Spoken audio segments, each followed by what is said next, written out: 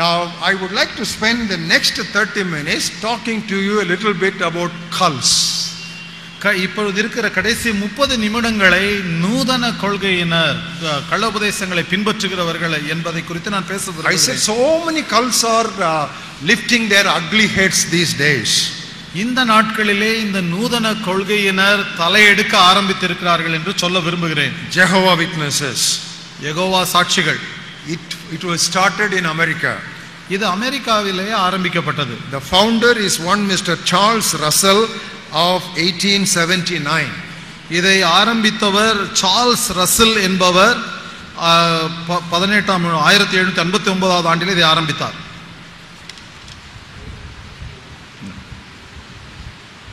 1879 ஆண்டிலே இதை ஆரம்பித்தார். The next cult is Mormons. அடுத்த நூதன கொள்கையினர் மார்மோன்கள். This is also called the Church of the Latter-day Saints. இவர்களுக்குள்ள மற்றொரு பெயர் Church of the Latter-day Saints என்பது. The founder is one Mr. Joseph Smith in 1830.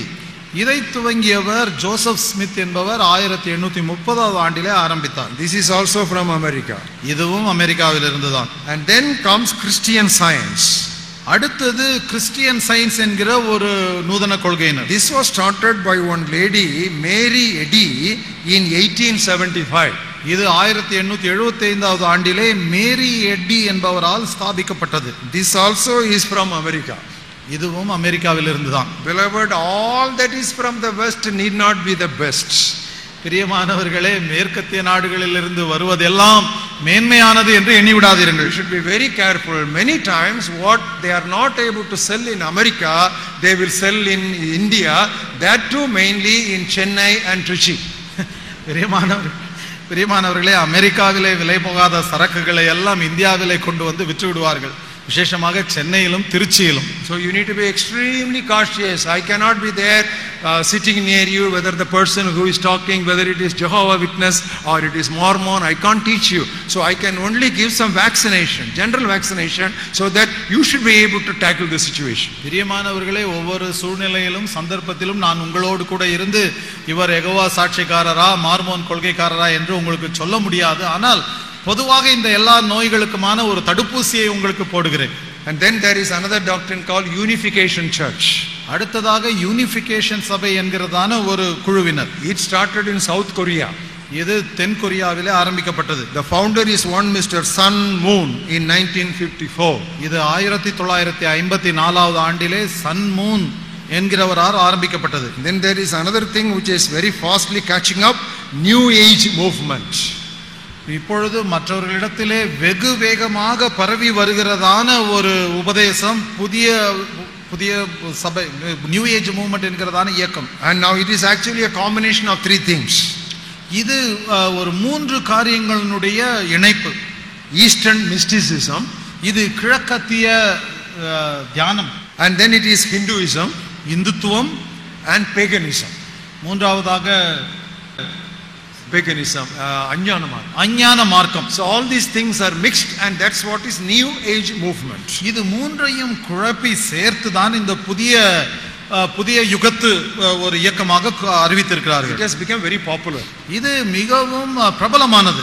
It was made popular by an actress by name Shirley. இது Shirley என்கிற ஒரு நடிகையின் மூலமாக பிரபலப்படுத்தப்பட்டது. Because you know, for any advertisement you get an actress. எந்த ஒரு விளம்பரமாய் இருந்தாலும் சரி, அதற்கு ஒரு நடிகை தேவை. If it is a wristwatch, you need an actor. If it is a car, you need an actress. So that is how, that is the consumerism. ஒருவேளை நீங்கள் ரிஸ்ட் வாட்சுக்கு ஒரு விளம்பரம் செய்ய வேண்டும் என்றால் ஒரு நடிகர் தேவை, ஒரு காருக்கு விளம்பரம் செய்ய வேண்டும் என்றால் ஒரு நடிகை தேவை. அதுதான் வியாபார உத்தி. So many of these cults are promoted by actors and actresses. இது போன்ற அநேக நூதன கொள்கைகள் சினிமா நடிகர்கள் நடிகைகளால் தான் பிரபலப்படுத்தப்படுகின்றன. You know what are the manifestations of New Age movement? இந்த நியூ ஏஜ் மூவ்மென்ட்டினுடைய அடையாள சின்னங்கள் என்ன தெரியுமா? யோகா, transcendental meditation, மேம்படு நிலை தியானம், astrology, ஜோதிடம். Now, developing of psychic powers. மனோ தத்துவ சக்திகளை மேம்படுத்துவது என்கிறதான உபதேசம். All these things are related to this new age movement. இந்த நியூ ஏஜ் மூவ்மென்ட்டிலே இந்த போன்ற காரியங்கள் அனைத்தையும் நாம் பார்க்கலாம். I am going to talk about yoga in another few minutes, but before that I want to tell you how you can be protected from cults. இது போன்ற நூதன கொள்கைகளிடமிருந்து நாம் தப்பித்துக் கொள்வது எப்படி என்பது குறித்து நான் உங்களுக்கு சொல்ல விரும்புகிறேன். And finally I will talk about yoga. யோகாவை குறித்து கடைசியாக சொல்லுகிறேன். How to escape cults or cultism. இது போன்ற நூதன கொள்கை இல்ல இந்த கொள்கையினரிடமிருந்து தப்பித்துக் கொள்வது எப்படி? God has provided 4 means for us. இதற்காக தேவன் நமக்கு 4 வழிகளை வைத்திருக்கிறார். Follow this carefully, and after you get hooked you cannot normally come out. இதை கவனமாக கேளுங்கள். ஏனென்று சொன்னால் அவர்களுடைய தூண்டிலே நீங்கள் சிக்கிவிட்டால் மாட்டிக்கொண்டால் வெளியே வருவது கடினம். It's very difficult. வெளியிலே வருவது மிகவும் கடினம். It almost is like sedation. இது மயக்க நிலையை போல் இருக்கும். And after that whatever is taught it will not appeal to your reason. அதற்கு பிறகு யார் உங்களுக்கு என்ன விளக்கி சொன்னாலும் உங்கள் மனதில் அது படியவே படியாது. That's what we call web of deception. இதைத்தான் வஞ்சக வலை என்று சொல்லுகிறோம். So what I am going to tell you in the next few minutes, it is for your protection, it is for your safeguarding. இப்பொழுது நான் சொல்ல போகிற காரியங்கள் உங்கள் பாதுகாப்பிற்காக, உங்களை நீங்களே காத்துக் கொள்வதற்காக. How to escape cults. இந்த நூதன கொள்கையினரிடமிருந்து தப்பித்துக் கொள்வது எப்படி? Number 1, முதலாவதாக protection by shepherds and leaders. மேய்ப்பர்கள் மற்றும் தலைவர்கள் மூலமாய் வருகிற பாதுகாப்பு. That's number 1, protection by shepherds and leaders. மேய்ப்பர்கள் மற்றும் தலைவர்கள் மூலமாய் வருகிறதான பாதுகாப்பு. Turn with me to the book of Ephesians 4th chapter. எபேசியருக்கு எழுதின நிருபம் 4வது அத்தியாயத்துக்கு வாருங்கள். We'll read from verse 11. 11வது வசனத்திலிருந்து. Now in Tamil it begins with the verse 13. தமிழிலே 13வது வசனத்திலிருந்து இது ஆரம்பிக்கிறது. God has provided apostles, prophets, evangelists, pastors and teachers. அவர் சிலரை அப்போஸ்தலராகவும் சிலரை தீர்க்கதரிசிகளாகவும் சிலரை சுவிசேஷகராகவும் சிலரை மேய்ப்பர்களாகவும் போதகர்களாகவும் ஏற்படுத்தினார். For what? எதற்காக இவர்களை ஏற்படுத்தினார்? If you look at the 14th verse, 14வது வசனத்தை பார்த்தால், that we should no longer be children tossed to and fro, carried about with every wind of doctrine by the trickery of men in the cunning craftiness by which they lie in wait to deceive. நாம் இனி குழந்தைகளாய் இராமல் மனுஷருடைய சூதும் வஞ்சிக்கிறதுக்கு ஏதுவான தந்திரமுள்ள போதகமாகிய பலவித காற்றினாலே அலைகளை போல அடிபட்டு அலைகிறவர்களாய் இராமல். In order that we may be protected by all these winds of doctrine and floods of doctrine, God has given apostles, prophets, evangelists, pastors and teachers. இந்த பலவிதமான தந்திரமுள்ள போதனைகளாகிய பலவித காற்றுகள் வெள்ளங்கள் போன்று வருகிறதான கள்ள உபதேசங்களில் இருந்து நாம் தப்பித்துக் கொள்வதற்காகத்தான் தேவன் சிலரை அப்போஸ்தலராக, தீர்க்கதரிசிகளாக, மேய்ப்பர்களாக ஏற்படுத்தி இருக்கிறார். Now that's what Paul instructed the Ephesian elders. After my departure, ravenous wolves will come. இதைத்தான் அப்போஸ்தலனாகிய பவுல் எபேசு சபையில் உள்ள மூப்பர்களுக்கு சொன்ன பொழுது, நான் உங்களிடத்திலிருந்து சென்ற பிறகு கொடிதான ஓநாய்கள் உங்கள் மந்தைக்குள்ளாக வரும் என்று சொன்னார். And they said that this church is bought by the precious blood of Jesus Christ and give oversight and protection for them.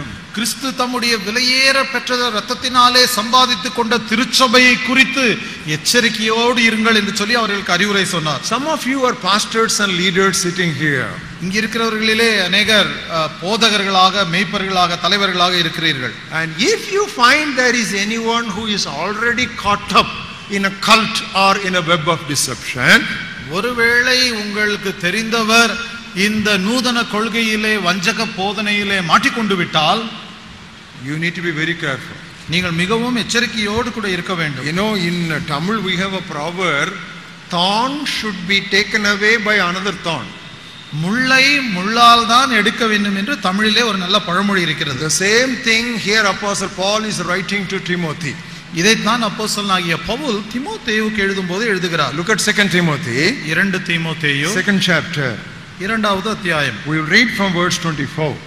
24வது வசனத்திலிருந்து வாசிக்கலாம். A servant of the Lord must not quarrel, but be gentle to all, able to teach, patient, in humility, correcting those who are in opposition, if God Perhaps, you know the word perhaps. Perhaps God will grant them repentance so that they may know the truth and that they may come to their senses and escape the snare of the devil, having been taken captive by him to do his will. You see, the words are so strong. We feel like crying over this passage. 24வது வசனத்திலிருந்து வாசிக்கிறோம். கர்த்தருடைய ஊழியக்காரன் சண்டை பண்ணுகிறவனாய் இராமல் எல்லாரிடத்திலும் சாந்தம் உள்ளவனும் போதக சமர்த்தனும் தீமையை சகிக்கிறவனுமாய் இருக்க வேண்டும்.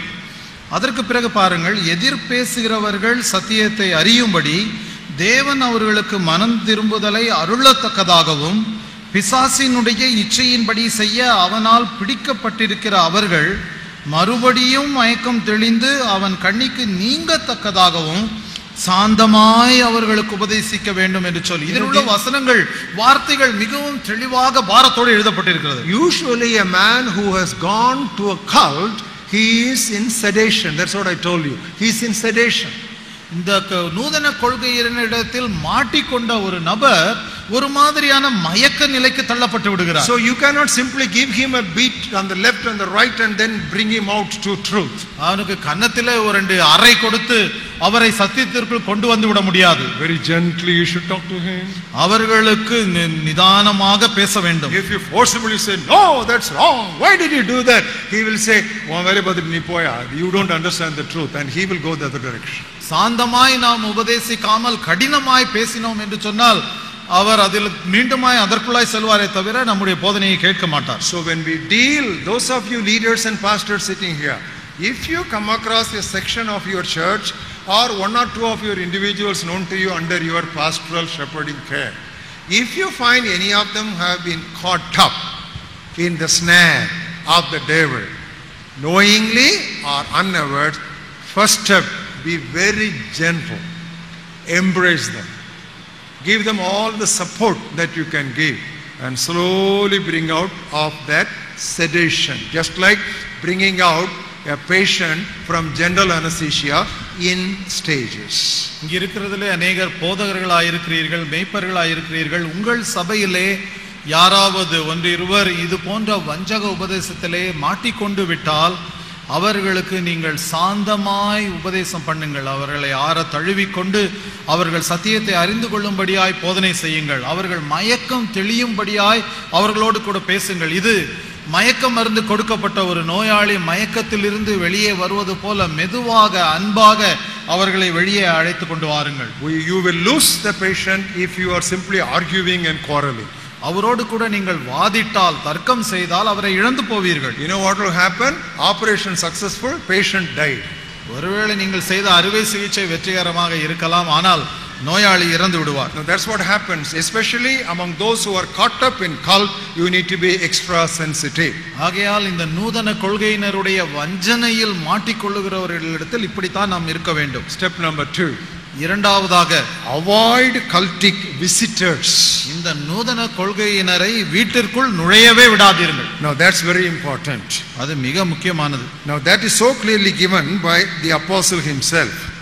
இது அப்போஸ்தலரால் தெளிவாக நமக்கு சொல்லப்பட்டிருக்கிறது. 2 John, 2 யோவான், reading from verses 9 to 11.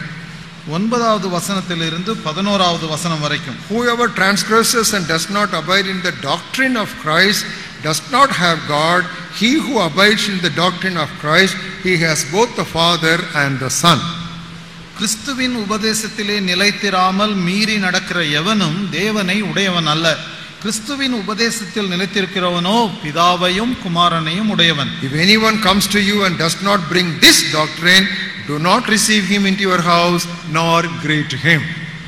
ஒருவன் உங்களிடத்தில் வந்து இந்த உபதேசத்தை கொண்டு வராமல் இருந்தால் அவனை உங்கள் வீட்டிலே ஏற்றுக்கொள்ளாமலும் அவனுக்கு வாழ்த்துதல் சொல்லாமலும் இருங்கள். For he who greets him shares his evil deeds.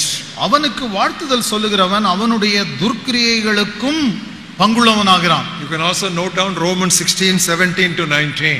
நீங்கள் இதையும் குறித்து வைத்துக் கொள்ளுங்கள். ரோமருக்கு எழுதின நிருபம் 16வது அத்தியாயம் 17லிருந்து 19வது வசனம் வரைக்கும். Speaks about flattering speech.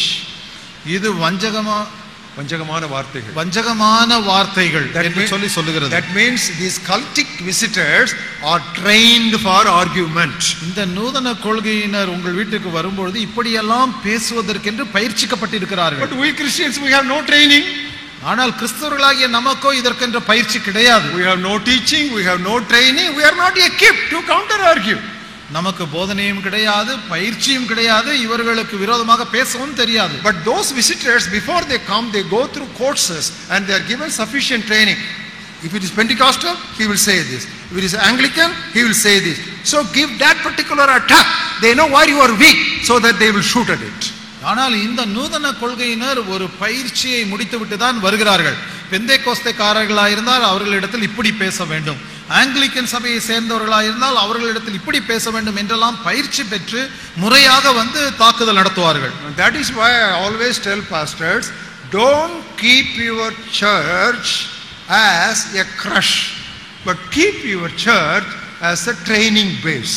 ஆகையினால் தான் போதகர்களுக்கு நான் சொல்லும்போது சொல்லுவேன், உங்களுடைய சபையை குழந்தைகள் காப்பகம் போல் நடத்தாதீர்கள், அதை நன்கு ஒரு பயிற்சி தளமாக மாற்றுங்கள். That's very important. The church should not become a crush. The church should be a training center for soldiers to prepare for war. சபை எப்பொழுதுமே குழந்தைகள் காப்பகம் போல் இருக்கக்கூடாது, போர் வீரர்களை பயிற்றுவிக்கிற பயிற்சி களமாக அது இருக்க வேண்டும். Take this challenge, all of you servants of God who are sitting here. இங்க இருக்கிற தேவனுடைய ஊழியர்கள் எல்லாரும் இதை ஒரு சவாலாக எடுத்துக் கொள்ளுங்கள். The third step in escaping this cultism, இந்த நூதன கொள்கையிலிருந்து தப்பித்துக் கொள்ளும் மூன்றாவது உபாயம், remind yourself of the historic faith again and again. தொன்று தொற்று இருந்து வரும் சரித்திர விசுவாசத்தை நமக்கு நாமே நினைவூட்டிக் கொள்ள வேண்டும். One best way of doing it is repeating the Apostles' Creed that is normally read in the Anglican churches.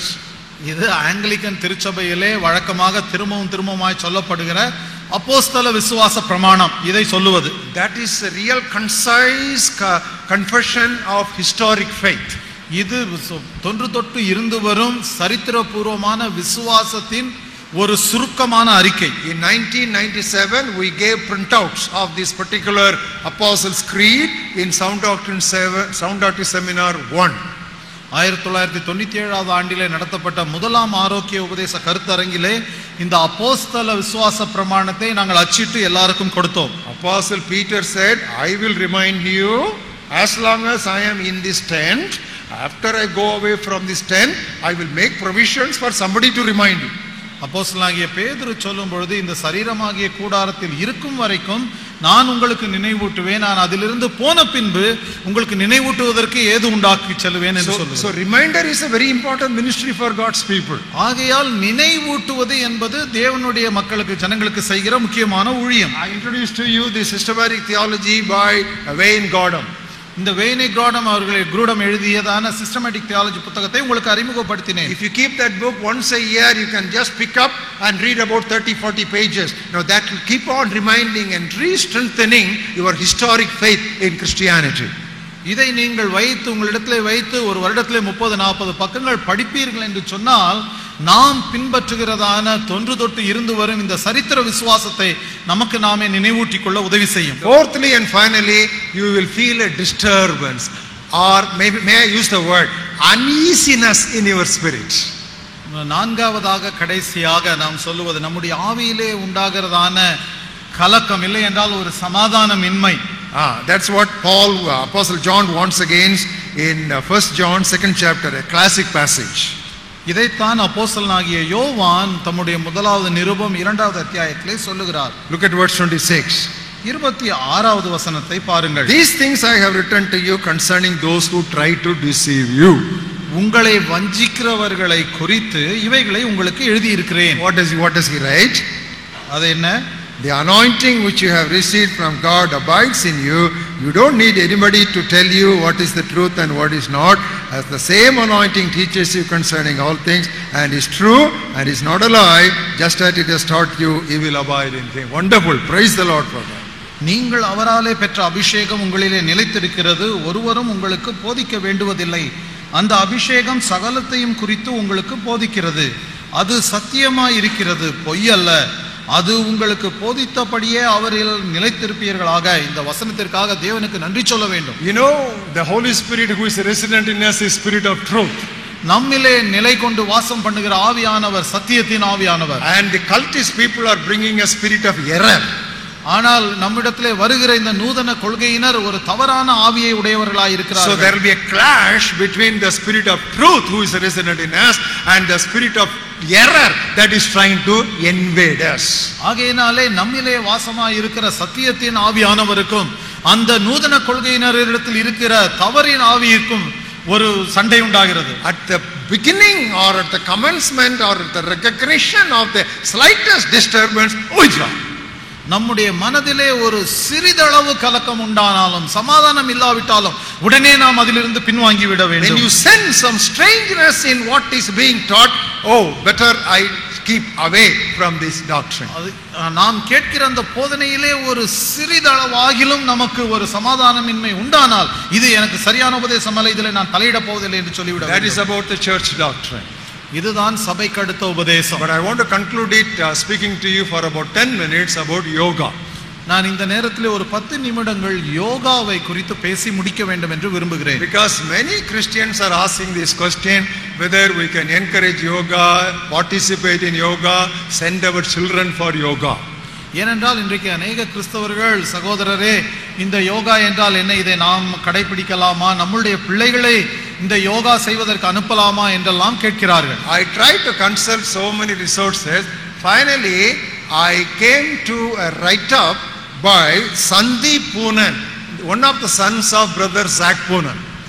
நான் இதை குறித்து அநேக ஆராய்ச்சி நூல்களை படித்தேன். கடைசியாக சகோதரர் சகரியா பூனன் அவர்களுடைய மகன் மிஸ்டர் சந்தீப் பூனன் அவர்கள் எழுதிய ஒரு புத்தகத்தை படித்தேன். Not புத்தகம், a write-up. ஒரு ஒரு கட்டுரையை படித்தேன். A beautiful write-up he has given, very short but it is beautiful. ஒரு மிகவும் சுருக்கமான கட்டுரை, ஆனால் மிகவும் ஒரு அழகிய கட்டுரை. It is to the point. He has struck the chord. அவர் சரியாக குறிவைத்து இதை பற்றி எழுதி இருக்கிறார். He says yoga is a Hindu science that claims to teach people how to unite their soul with the supreme soul and merge their will with the cosmic will. அவர் யோகாவை குறித்த வரையறையை இப்படி எழுதி இருக்கிறார். யோகா என்பது நம்முடைய ஆத்மாவை பரமாத்மாவோடு எப்படி இணைப்பது, நம்முடைய சித்தத்தை பிரபஞ்சத்தின் சித்தத்தோடு இணைப்பது எப்படி என்று கற்றுக் கொடுக்கும் விஞ்ஞானம் தான் யோகா என்று சொன்னார். And he says it has got 3 components. அவர் யோகாவிலே 3 உட்கூறுகள் இருப்பதாக சொல்லுகிறார். One is the physical exercise component. இது ஒரு சரீர உடற்பயிற்சி என்கிறதான உட்கூறு. And number 2, mental meditation component. இரண்டாவதாக மனதின் தியானம் என்கிறதான உட்கூறு. And thirdly, verbal chanting component. மூன்றாவதாக மந்திரங்களை ஓதுவது என்கிறதான உட்கூறு. So yoga normally involves these 3 things. ஆகையினால் யோகா என்பது இந்த 3 காரியங்களையும் உள்ளடக்கியது. There is physical exercise, இதிலே சரீர உடற்பயிற்சி, there is mental meditation, மன தியானம் என்கிறதான பகுதி, and there is verbal chanting. மூன்றாவதாக மந்திரங்களை ஓதுவது என்கிறதான பகுதி. We look at each of them briefly. இதை மூன்றையும் சுருக்கமாக பார்ப்போம். Physical exercise. சரீர உடற்பயிற்சி. Anybody can do physical exercise freely. There is nothing wrong. உடற்பயிற்சி யார் வேண்டுமானாலும் செய்யலாம், இதில் தவறு ஒன்றுமே இல்லை. Whether that exercise is invented by a Hindu or a Muslim, that is immaterial.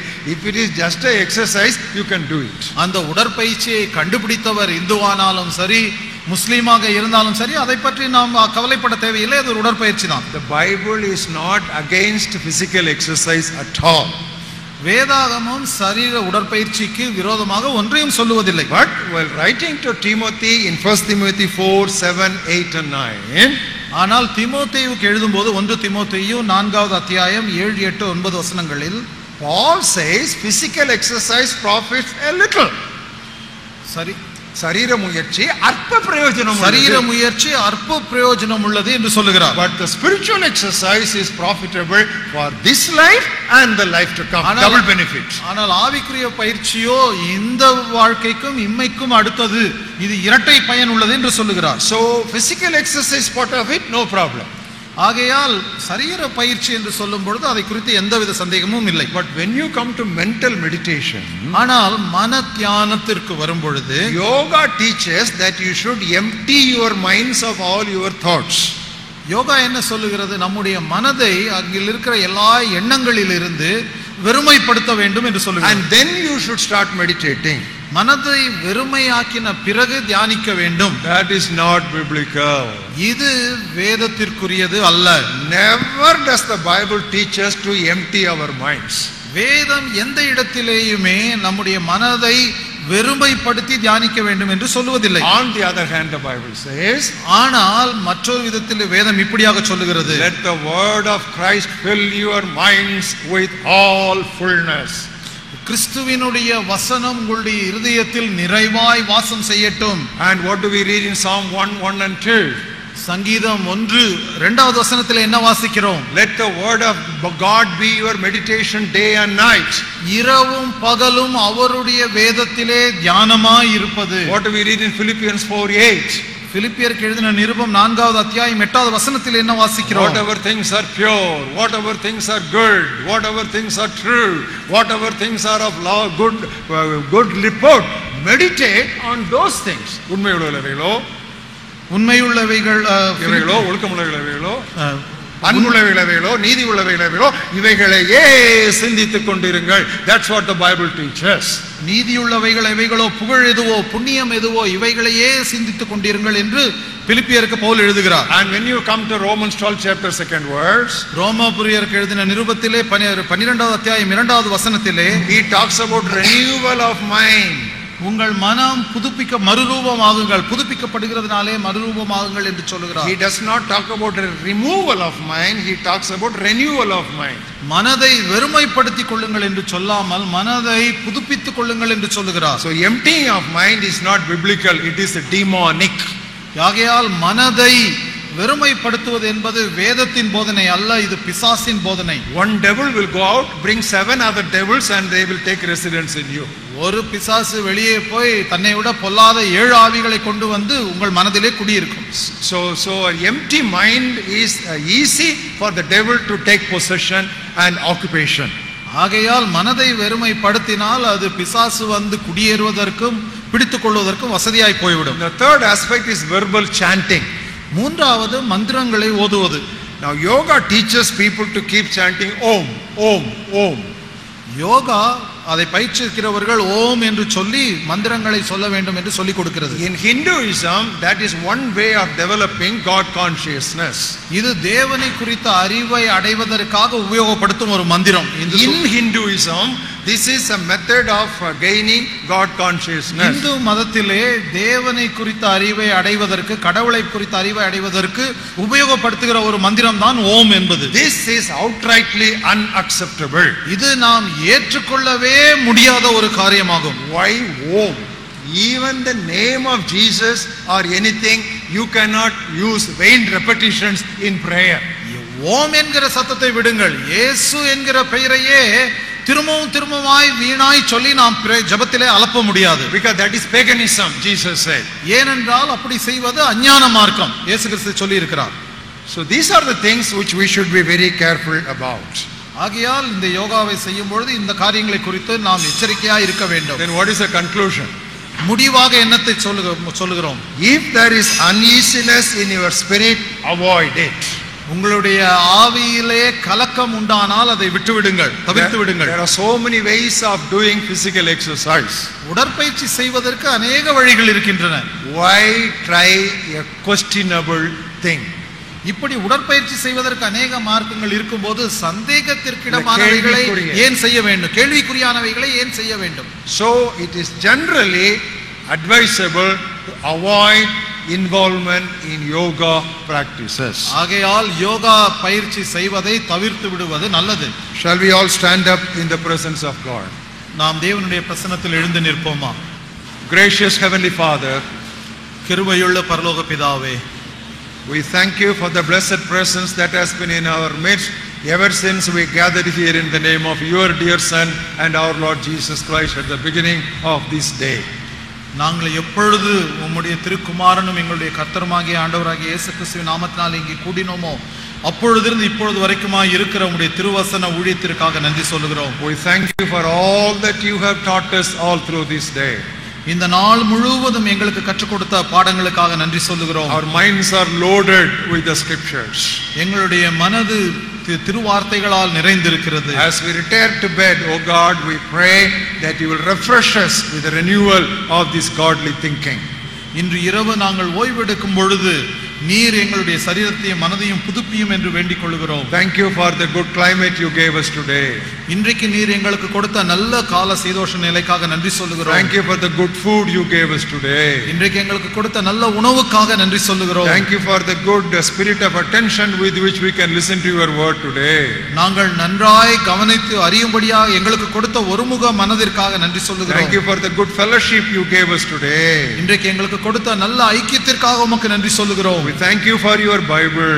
உம்முடைய வேதத்திற்காக நன்றி ஆண்டவரே. We thank you for the spirit of truth who is leading us into all truth. எங்களை எல்லா உண்மைக்குள்ளாகவும் நடத்துகிற உண்மையின் ஆவியானவருக்காக நன்றி சொல்லுகிறோம். As we go have our dinner and retire to bed, we pray, O God, you keep us with your perfect peace.